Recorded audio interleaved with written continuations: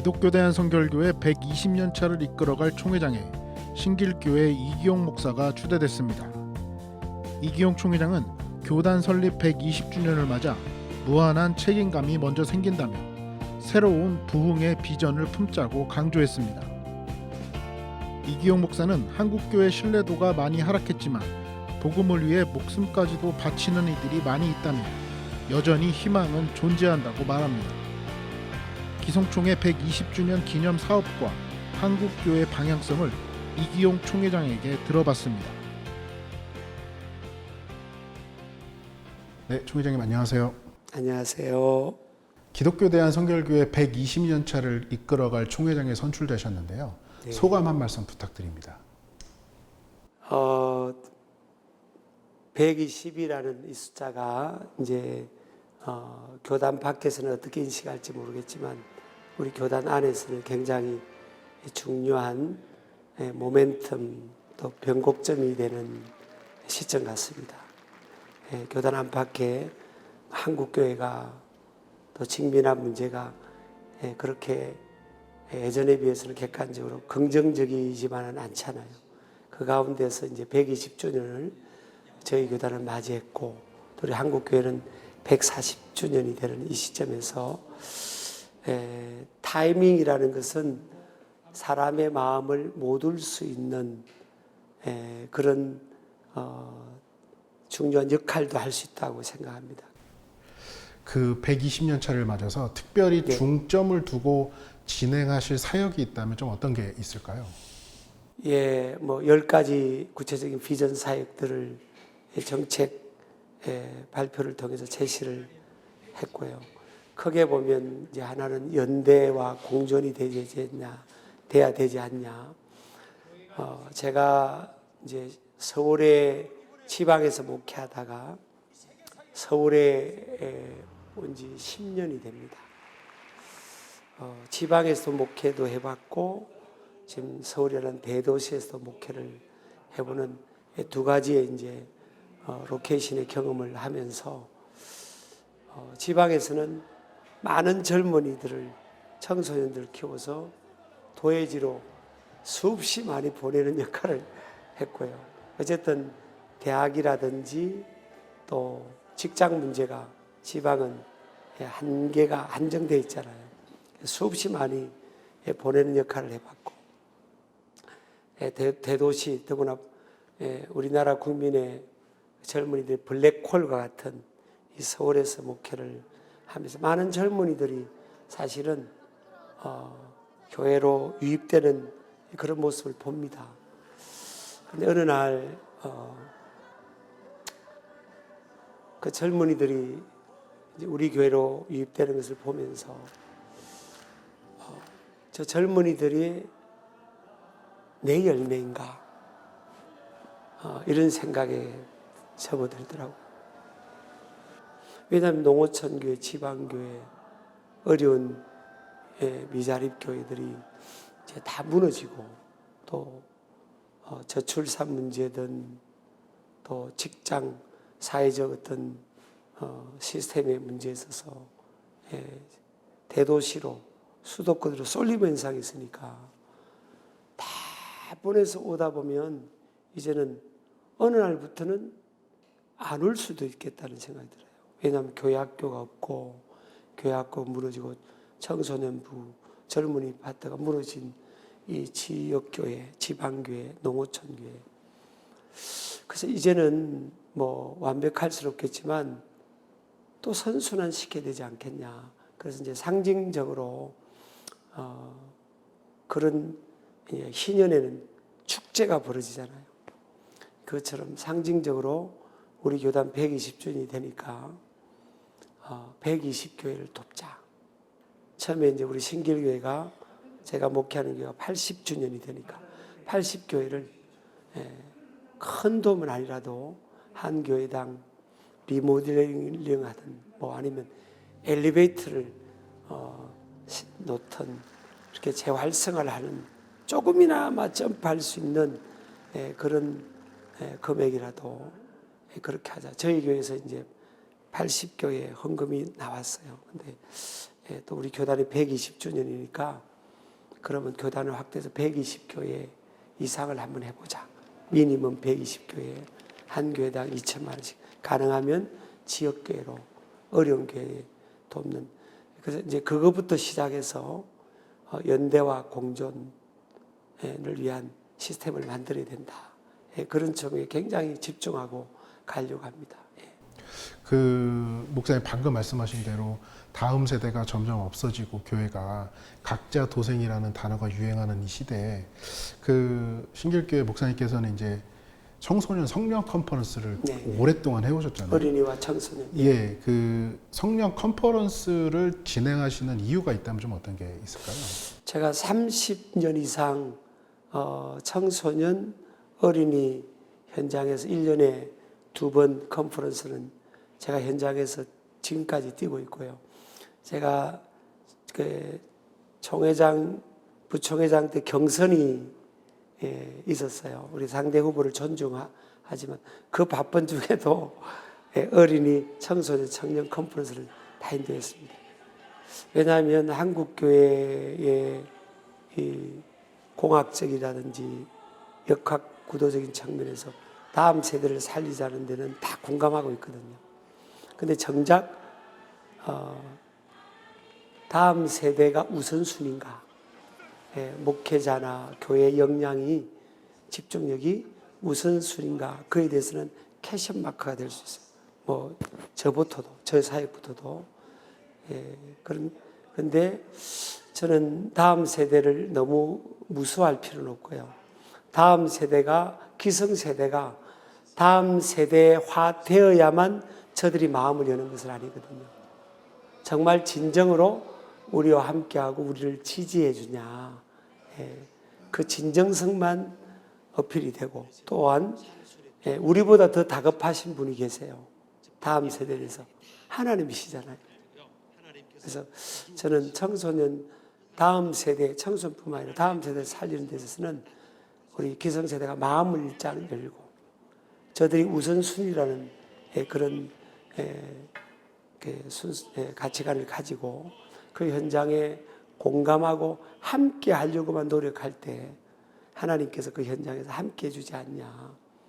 그런 생각을 갖고 현장에 30년 이상 계속 있었는데 여전히 하나님은 함께 해주시고 오히려 우리 기성세대가 또 저를 포함해서 다음 세대를 돕는 게 아니라 그 현장에 있음으로 인해서 오히려 다음 세대를 이해하는 그런 이해력과 또 인사이트라든지 이 감각과 감성이 저한테 더 몰려오는 거예요. 그 다음 세대가 오히려 저희를 양육한다. 그렇게 생각합니다. 유럽의 교회들을 가보면 화석화된 교회들이 많잖아요. 그래서 다음 세대와 이 갭이 너무나 크거든요. 옛날 예배의 전통, 형식, 그 전통 문화만 계속 고수하고 그 문화의 안에 다음 세대를 담으려고 하니까 다음 세대가 담기지 않는 거죠, 사실은. 우리가 그런 우를 범하지 않아야 되겠다. 그렇게 어렵지 않다. 그렇게 생각합니다. 그 목사님 아까도 잠깐 말씀해 주셨는데 한국 교회가 지금 그리 좋은 상황은 아니라는 말씀해 주셨는데 그 원인이 좀 어디 있다고 보세요? 교회 측면의 사회학자들이 분석해야 될 부분이긴 하지만 저는 이제 목회자 중에 한 사람으로서 일단은 교회라는 이 공동체의 본질과 존재의 목적은 잃어버린 영혼들을 찾아 구원하는 거잖아요. 그렇다면 우리들만의 리그 안에서만 갇혀서는 안 되잖아요. 교회 밖의 불신자, 난크리스찬들을 담을 수 있어야 되고 그들의 시선으로 볼 때 교회가 있어야 될 이유를 찾아야 될 거 아니에요. 그러면 우리들의 리그 안에서의 우리 시선으로 그들에게 교회를 어필하는 것이 아니라 지역마다 리더들뿐만 아니라 이 지역사회에 안 믿는 사람들이 어느 교회는 있어야 돼. 교회는 필요한 그런 공동체야, 존재야.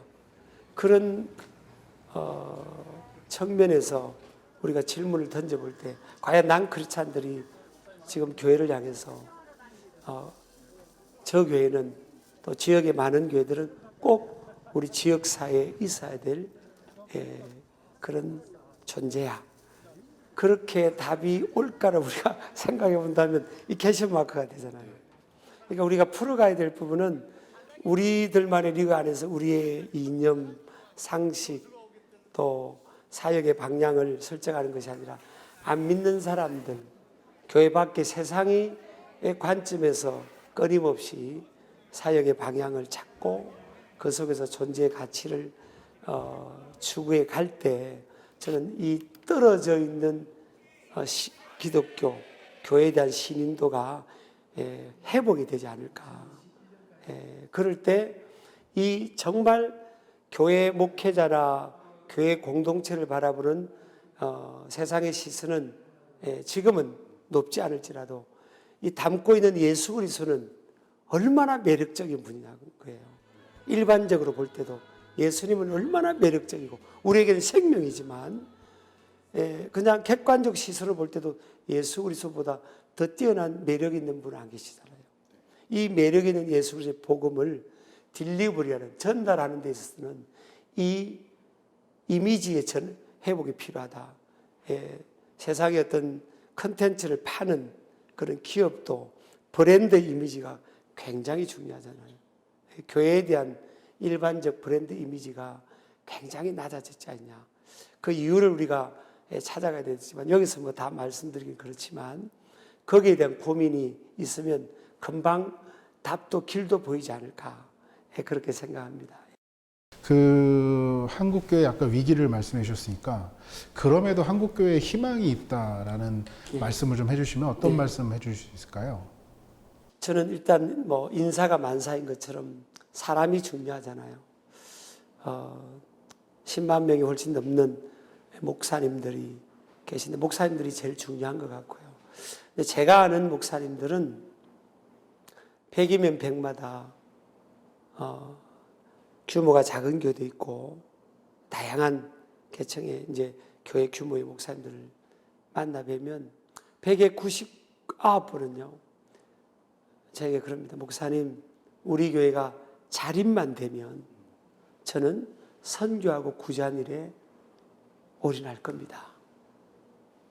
일단은 물론 많은 목사님들이 있기 중에 또 이렇게 부정적인 모습들이 더 어필이 되기도 하지만 정말 이름도 없이 빛도 없이 목회하는 수많은 이 땅의 목사님들이 새벽 4시에 일어나서 늦은 밤까지 영혼을 찾고 목양하고 이름 없는 영혼을 찾아 나서는 그리고 자립만 된다면 섬기고 베푸는 목회를 하고 싶어 합니다. 저는 하나님이 그 마음을 기억하신다고 생각을 하고요. 또 정치적 격변기에 좀 교회 안에 이념적 갈등도 어느 정도 있지만 그래도 한국교회에 깔려있는 영성은 선교 지향적인 영성이 깔려 있습니다. 그러니까 그 예전에 그 마음을 좀 회복한다면 주는 자가 복이 있고 하나님께서 아브라함을 부를 때 열국의 압이라고 했으니까 5대왕 6대륙과 또 이 나라, 이 민족, 북한 땅까지 품고 또 주변 나라를 품는 넓은 이 마음을 가지고 나아간다면 다시금 하나님께서 한국교회 영적 각성과 부흥을 한번 경험해 주리라 믿습니다. 네, 마지막으로요. 네. 한국교회 지도자로서 한 말씀 조언해 주실 게 있으시다면 좀 어떤 게 있을까요? 예수님은 항상 밑에 있는 사람들을 이 계급주의 문화가 아니라 정말 밑바닥에 있는 사람들을 찾아 나섰거든요. 근데 우리도 우리게 위기를 한다면 뭐 교회 규모, 시설, 숫자보다는 저는 이 마음의 태도 문제 같습니다. 우리도 모르게 메이저리그에 있기 때문에 마이너리그에 머물러 있는 사람들의 그 고통, 우리가 함께했던 그 시간들을 잊어버릴 수 있지 않냐.